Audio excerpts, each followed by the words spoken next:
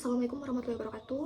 Yang terhormat Bapak Sogiovani, SIMM, selaku dosen pengampu mata kuliah penilaian bisnis, izinkan saya Fatimah Zahra dengan NPM 23401031 untuk mempresentasikan laporan penilaian bisnis PT Tanah Laut Tbk atau INDX. Dengan rekomendasi sell, target harga yaitu 49% yang downside minus 42%.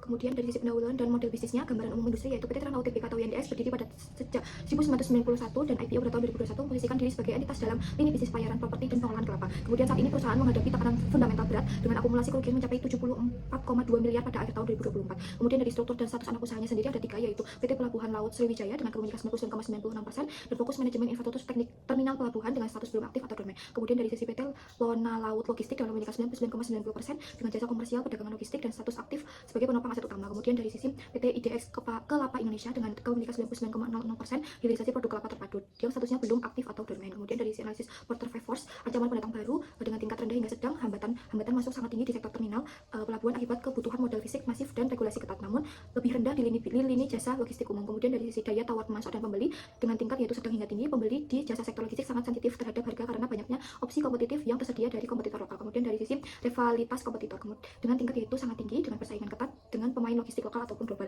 Kemudian tantangan utama perseroan adalah mengaktifkan anak usaha dormant agar mencapai skala ekonomis. Kemudian dari sisi economic mode dan KPI industri, keunggulan kompetitor atau mode-nya sendiri yaitu spesialisasi jasa maritim, keahlian khusus dalam desain pelayaran dan manajemen pelabuhan yang padat regulasi menciptakan barir entry ceruk pasar. Kemudian dari sisi struktur organisasi, tata kelola yang sulit melalui fungsi dewan komisaris dan komite audit independen memitigasi risiko kepatuhan operasional. Kemudian dari sisi KPI utama industri pada tahun 2024, pendapatan usaha terrealisasi yaitu 312,12 juta. Kemudian dari sisi rasio efisiensi beban pokok mengalami tekanan karena biaya langsung operasional yang relatif tinggi. Kemudian dari sisi keberhasilan K3L yaitu zero complaint pada whistleblowing system selama tahun 2024. Kemudian dari sisi kinerja keuangan historis, pendapatan merosot tajam sebesar 93,5% dari rata-rata periode keemasan 2020 sampai 2022 akibat dari ketidakjalannya proyek-proyek operasional utama. Pada dasarnya memiliki penurunan yang cukup drastis. Kemudian dari sisi analisis rasio keuangan, deteriorasi finansial kritis, likuiditas tertekan, penurunan current ratio drastis ke 20,57%, menyisakan ruang likuiditas yang sangat minimal. Kemudian dari sisi peningkatan utang, ketergantungan leverage meningkat pesat tercermin dari DER yang naik dari 14,80% menjadi 66,87%. Kemudian dari sisi inaktif aset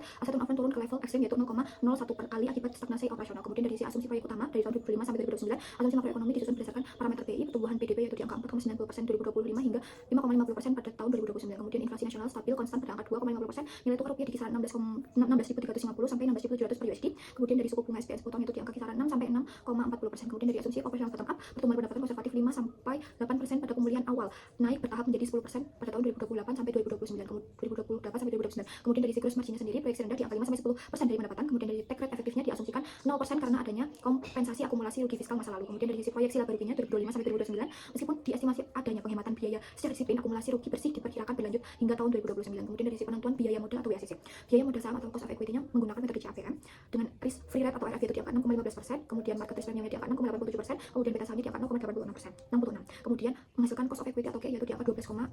Kemudian dari sisi biaya utang dan proporsi WACC dengan proporsi ekuitas yaitu WE di angka 59,96%, kemudian proporsi utang WD yaitu di angka 40,04% dengan tax 0%, kemudian menghasilkan WACC akhir yaitu di angka 10,69%. Kemudian dari hasil valuasi DCF dan valuasi relatif dari komponen valuasi DCF yaitu PV dari FGFF proyeksi 5 tahun dengan nilai di sini ada jutaan yaitu minus 24.754 juta, kemudian PV terminal value dengan C 4,9 yaitu di angka minus 35.052 juta, kemudian menghasilkan actual value yaitu di angka minus 59.806 juta, kemudian dikurangi jumlah liabilitas bersih yaitu di angka minus 19.180, menghasilkan equity value yaitu di angka minus 78.986 juta, kemudian menghasilkan nilai intrinsik per saham yaitu di angka minus 180 juta.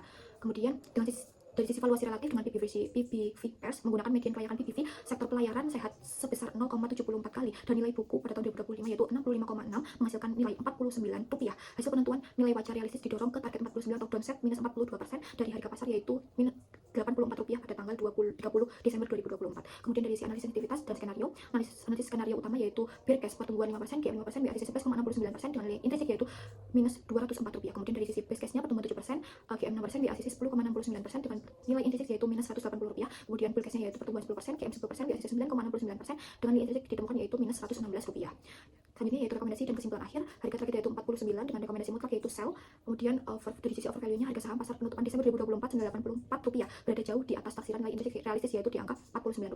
Kemudian dari sisi going concern down, perusahaan memperoleh opini audit ketidakpastian keberlangsungan hidup berturut-turut karena defisit kas kronis. Kemudian dari sisi saran strategis, investor disarankan melepas atau menghindari kepemilikan saham IDX untuk meminimalkan risiko kegagalan struktural operasional. Sekian dari saya, terima kasih. Wassalamualaikum warahmatullahi wabarakatuh.